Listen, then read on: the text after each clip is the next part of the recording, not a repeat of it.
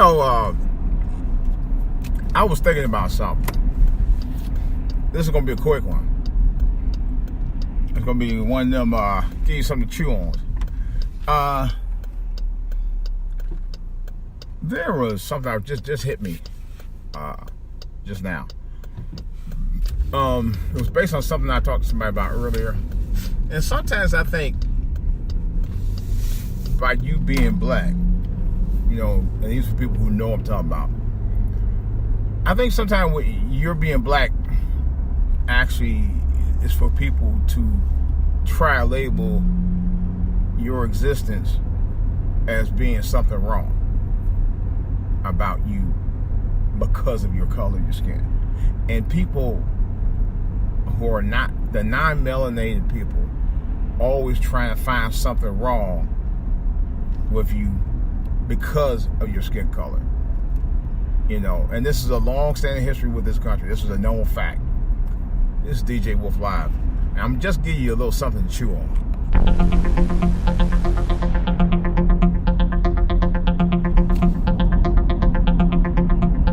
All right, this is your boy DJ Wolf here. I just had to think about that. And to me, it just dawned on me a second ago how throughout from slavery on up, people have always tried to make us look like something that's never been right about us because of the color of our skin.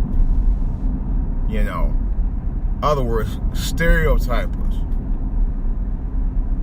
We eat watermelon. We all eat fried chicken. We like green now layers.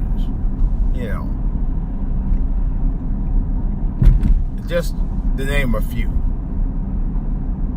It's really a way of, don't forget the latest one is if you have an opinion regarding what's going on as far as injustices towards African Americans, you know what they label you as now? Especially in social media. BIE. Yeah. Black, what they call, I forgot the I names. I know when they BI and the extremists. But yeah, I'm like, really? This is so stupid. Automatically. I forgot that they blocked us off. Oh, jeez. Don't tell me I gotta go turn around. Damn. They're still working on this? Jesus Christ. Oh my goodness gracious. Okay, here we go. Quick turnaround. Forgot they're still working on the street over here. But to me, it's another way of trying to control the narrative of who we are. It's basically what I'm trying to say. And I'm gonna be honest with you. I'm just downright fucking tired of it. I really and truly am. I'm downright tired of this mess. I absolutely am. Come on, Slowpoke, man. Really? I'm just downright tired of it. This has been going on too long. And at some point, we need to have a strong media. Now, we had a media like that. We did. It was called BET.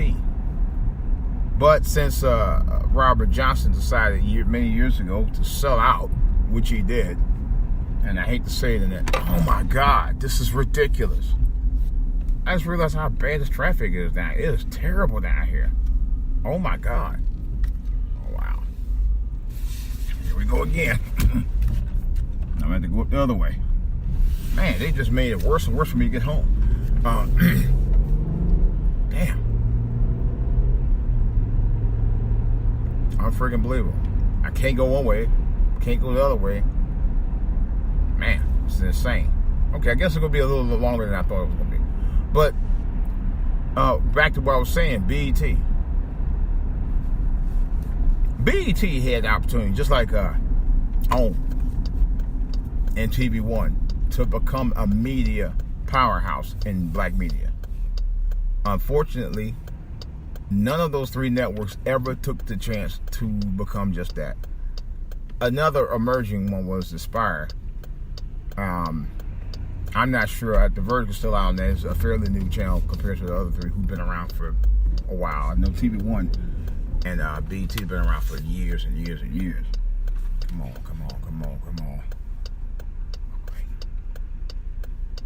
Yeah, BET and TV One been around for many years. And I gotta go right up the road running. I ain't got a choice. But anyway, nevertheless, Aspire is more like the same type channel.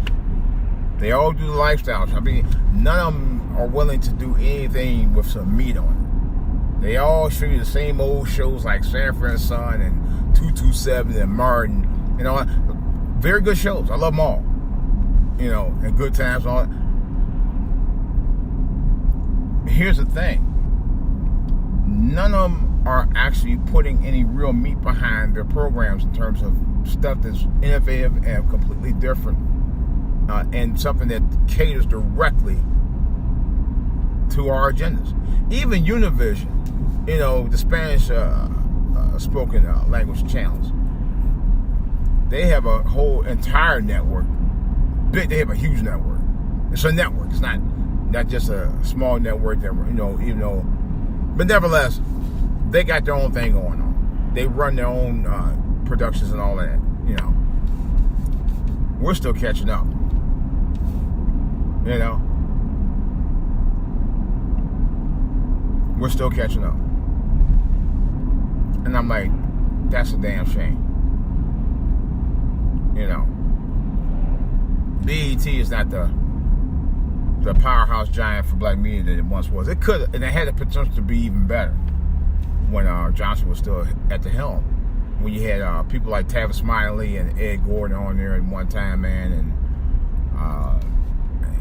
they had talk shows on. I mean, but all of a sudden, all that just fell by the side, man. You know, when Johnson left BET, man, the show, network went downhill. You know, and I'm really appalled by it. I am. You know, that election coverage they had back in 2016 was ridiculous. It was the most. It was the most ridiculous thing I've ever seen. It truly was. It was ridiculous as all hell. That election coverage was just PU. It was a joke. You know, meanwhile they were, lollygagging and bullshitting and thought we got it bad. Hillary gonna take it. Meanwhile, CNN and Fox and MSNBC was all over that coverage. And they really got into the meat and potatoes of it. BET and TV One, please. I don't even think, matter of fact, I don't even think one of them, TV One, wasn't even taking it serious. One of them wasn't even taking it that serious at all. I don't even think they even did that much. They did any real coverage. BET coverage was really just skimpy at best, But my point is, where is a major black news organization, television-wise, is going to actually cover about the stuff you really need to know? Because the local news media and most national news media don't cover even probably a tenth of what actually goes on in our communities. You know why? Because unless it bleeds, it leads. Then they'll tell you the dismal side of what's going on with Black America. I don't have any problems hearing about what's going on, good or bad, within our communities. But you seem to hear a lot of bad and a lot of stereotype type stuff about our communities.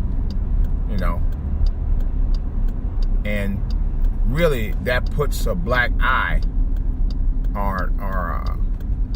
on us as a people, because people wants to, they want to put you in a stereotypical holding pattern where they can say, hell, this is all they do. But don't they do that with a lot of different races as well. But us in particular, they make that a sticking point for everybody else. That we're all bad people, we all rob, we all rape, and all this other bullshit. We all don't do that. Many of us don't do that. You know? The problem is you want to lump the good with the bad on us all the time. And let's be honest. The powers that be media, which is what I call it, it's another name for basically the predominantly white media, wants to control the narrative on everything you think, see, do, hear, smell, taste, and touch. Oh my God, this traffic is horrendous, man. I've never seen it like this before. Never seen it like this before. Wow, this is crazy. And that alone is part of the problem. That's probably why a lot of times we are having problems with getting jobs, where people we have problems with getting funding for schools in our communities and stuff like that, because of the narrative that's being controlled by the mainstream media. And we don't own even a piece of the rock on it. Not even a piece. You know? And I'm referring to like a piece of the rock in terms of no BET. BET is actually not even owned by a black company anymore anyway. You know? Matter of fact, OWN, which used to be half owned by Oprah Winfrey, she's sold out.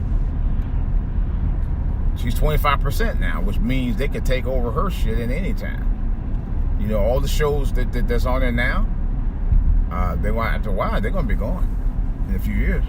Because I think her contract is up in about 5 years. And after that, who knows what's going to happen. Oh my God, this traffic is terrible out here tonight. I didn't even go this way. And it's just ridiculous. It's absolutely ridiculous. It really is. We don't, if we, like I said, and I was talking about it earlier, I was hoping maybe we can start building, but the building got to come from the ground up. You can't just, and I talked about it earlier, you just can't wait for opportunities to come through. We have to make opportunities, like somebody was saying. But then you always hear those little, some of those people, certain people say, well, how can you build when you ain't got no money?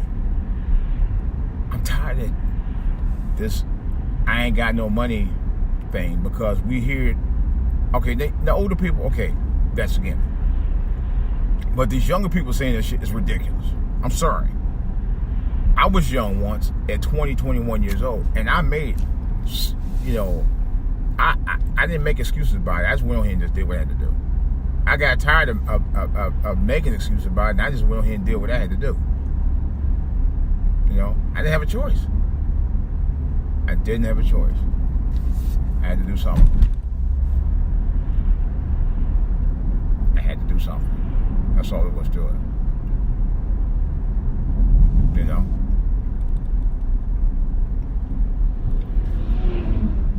I wasn't going to just wait around for opportunity. That's why I said, at some point, opportunity is something you have to seek. You know? Yeah, every once in a while you might have an opportunity to knock on your door, but why sit there and sit on your ass and wait on it all day when you can go out there and seek it? I've been saying it for years. Too many of us like to do that. We like to sit there and wait and wait and wait and wait and wait. And then some of us have dreams, things we want to do, and instead of us going out and looking into it or pursuing it, you let people tell you what kind of dreams will never happen for you. You know? I'm sort of a victim of that. I let people tell me, including some close family members, which I'll leave nameless. You know, I used to want to do art. I actually had a scholarship. Was a 2-week, albeit a 2-week scholarship with the Cleveland Institute of Art back in 1978. And I used to actually walk up there every day for 2 weeks, man, by myself, every day, as a 13-year-old kid. Wow, I think it was 14. I think it was 13 or 14. Walked up there by myself every day for the summer. From my house all the way over to the Cleveland Art Institute, which was, man, I could have caught a bus, but it wouldn't make sense because I would have to catch one bus, then wait on another bus for about another hour. By the time I could have just walked on up there. That's what eventually was what happening. So, but in any case, I went ahead and took the course. It was provided to me. My art was good enough to go there, and I had a lot of fun. I really did. And I continued to do and stuff like that. It was something I had a strong desire to do at one time. You know, and I was going to take it as a college course eventually. Not just art though, but I was going to try to take another possible major with it. But art was the thing that I wanted to do. And I was told at one time, and it was shocking to me because the one person I thought really supported me on it was the one that told me, well, your art's not that good. And when they said that, that's when I sort of like, I kind of got out of doing it. You know, because it actually kind of killed my spirit for wanting to do it at that point. It really did. It was like, man, I don't want to do this shit no more. You know? And sometimes, once in a while, I have glimmers of wanting to do it. But my thing now, for me, that I really want to do is animation. And I did get some new software I downloaded about almost 2 weeks ago. I haven't had a chance to really do much with it as of late. But I will get back into it eventually. Eventually I will. You know.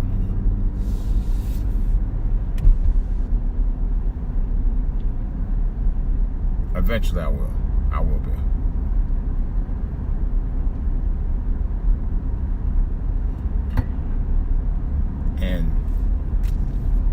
But that is my desire to do that. It's so many things I want to do with animation. I see this young boy now. I don't know his real name, and that's fine. Cartoon Connect, the young man who does Little Round Round, one of my favorite programs on YouTube. I love that show, man. And I do think that YouTube, really, he should be right about 2 million. I'm not sure. I think last I checked, he was close to 1 million, but he should be right about 2 million, and not through any fault of his own. It's because the way YouTube run things on a bias level, which I've always said that for many, many years, and I still believe that. What's this fool doing? People think they're driving on a freaking beltway out here. This is a residential neighborhood.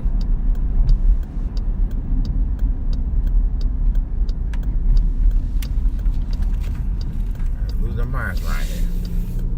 But I like his moxie, his drive. And I don't know if I meant to ask him, was he still, because he had mentioned something about, there was a rumor going around that he was working on a movie version of his cartoon series on YouTube. And I'm not sure if that's still happening, but I hope so, because I like the show. He seemed to be generally a decent young man who's actually about the business of pursuing his dreams. And I told him that. I said, man, keep doing what you're doing, man.